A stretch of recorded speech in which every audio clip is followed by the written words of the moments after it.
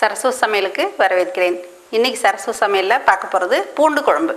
பூண்டு குழம்புக்கு தேவையான பொருட்கள்: பூண்டு, சின்ன வெங்காயம் நறுக்கியது, தக்காளி நறுக்கியது, தேங்காய், சின்ன வெங்காயம் ஒரு கைப்பிடி, கொத்தமல்லி 2 டீஸ்பூன், கசகசா 2 ஸ்பூன், ஜீரகம் 1 டீஸ்பூன், வெந்தயம் 1 டீஸ்பூன், சாம்பார் தூள் தேவைக்கு, புளி எலுமிச்சை அளவு இந்த அளவுக்கு எடுத்திருக்கேன். இதை ஊற வச்சு கரைச்சிக்கணும்.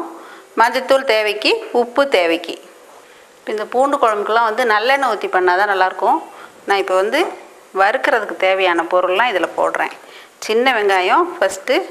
இப்போ இந்த குழம்புக்கு இப்போ ஒரு 4-5 பேருக்கு தேவையான குழம்புக்கு ஒரு கைப்பிடி எடுத்திருக்கேன். இது தண்ணியில் அலசிட்டு வச்சுருக்கேன். இது வதக்கணும்.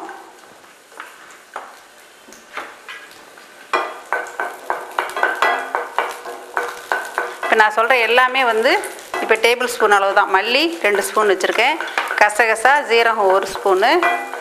இது எல்லாத்தையுமே இதோடையே போட்டு இது பாதி வதங்கினதுக்கப்புறமா நம்ம வதக்க போகிறோம். இது வச்சுருக்கதையெல்லாம் இதில் ஒன்றா போட்டு, கொத்தமல்லி, சீரகம்,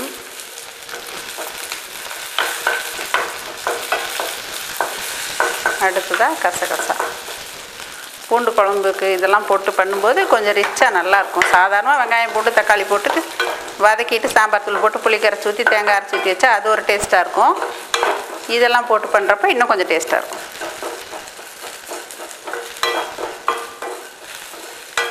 இது வறுத்ததுக்கப்புறமா இப்போ இந்த தேங்காயும் நீங்கள் இதிலையே போட்டு வறுத்தலாம். தேங்காய் நான் இப்போ வைக்கிற பூண்டு குழம்புக்கு ஒரு மூடி கொஞ்சம் கம்மியாக போட்டிருக்கேன், அவ்வளோதான். சின்ன மூடிக்கு ஒரு மூடி அளவுக்கு போட்டிருக்கேன். தேங்காயும் போட்டு இதெல்லாம் வறுத்துறதுனால இதை நம்ம வெளியிலே வச்சா கூட 2 நாளைக்கு இருந்தால் கூட கிடாது. இது வதங்கிடுச்சு. இப்போ இது ஆறினோடனே இப்போ மிக்சியில் போட்டு நம்ம அரைச்சிட்டு குழம்பு ரெடி பண்ணுறோம். இப்போ இது நல்லா ஃபைன் பேஸ்ட் ஆகிடுச்சு, நைஸாக அரைஞ்சிருச்சு. இனி அடுத்து குழம்பு தாளிக்கலாம். இப்போ பூண்டு குழம்புக்கு அரைச்சி வச்சுருக்கேன். இது இதுக்கெல்லாம் நல்லெண்ணெய் ஊற்றி தாளித்தா நல்லா வாசமாக நல்லாயிருக்கும்.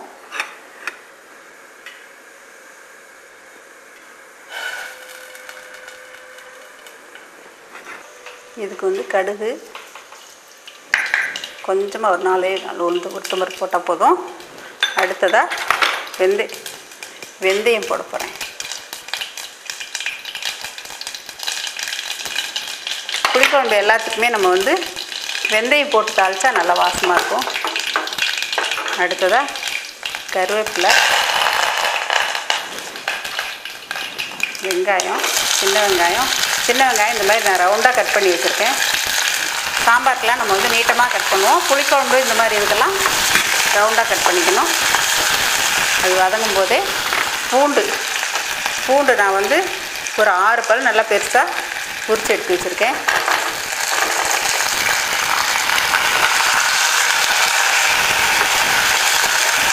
இப்போ நான் சொல்கிற அளவு எல்லாமே ஒரு 4-5 பேர் இருக்க ஃபேமிலிக்கு தாராளமாக ஒரு வேளைக்கு ரைஸ்க்கு சரியாக போகிற மாதிரி அளவு பிடிக்கும். அடுத்ததாக பூண்டு வதங்கிட்டு இருக்கும்போதே தக்காளி ஒன்று கட் பண்ணி வச்சுருக்கேன். தக்காளி சேர்த்துறோம். தக்காளியோட ஒரே ஒரு சிட்டிகை பெருங்காயத்தூள்,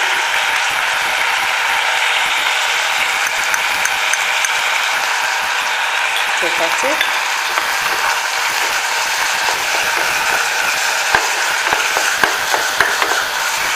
அடுத்ததாக மஞ்சத்தூள் கொஞ்சம்,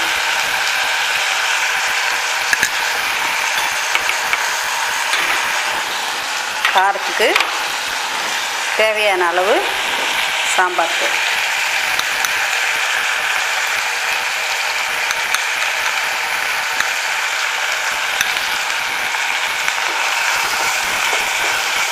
இப்போ நம்ம வாணலியில் தாளித்து விட்டு அப்படியே கொதிக்க விடுற மாதிரி இருந்துச்சுன்னா இதெல்லாம் ரொம்ப நல்லா வதக்கிட்டு அதுக்கப்புறமா புளிக்கரைசல் விட்டு நம்ம அரைச்ச கிரேவி விட்டுறணும். இப்போ நான் இதில் குக்கர்லேயே போட்டு ஒரே சவுண்டாக விட போகிறேன். இதுக்கு தேவையான அளவு உப்பு போட்டுறேன். இப்போ நான் இந்த புளி நான் கரைச்சி புளி கரைசலாக ரெடியாக வச்சுருக்கேன்.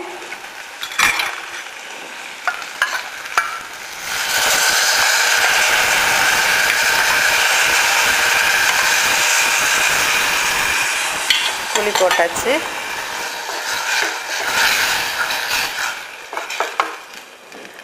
அடுத்ததாக நெக்ஸ்ட்டு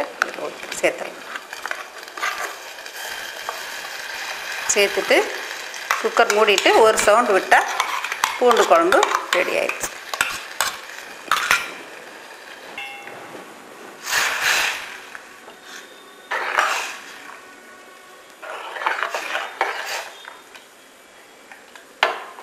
உங்களுக்கு எந்த அளவுக்கு குழம்பு திக்னஸ் வேணுமோ அந்த அளவுக்கு தண்ணி விட்டுக்குங்க. இதெல்லாம் கொஞ்சம் ஓரளவுக்கு திக்காக இருந்தால் தான் பூண்டு குழம்புலாம் நல்லாயிருக்கும். இப்போ இதை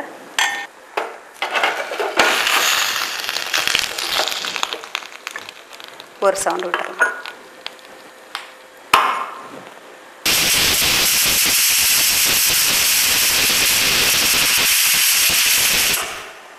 இப்போ ஒரு சவுண்டு வந்துருச்சு. இது வெயிட் ஆறட்டும். குழம்பு வெயிட் ஆறிடுச்சு.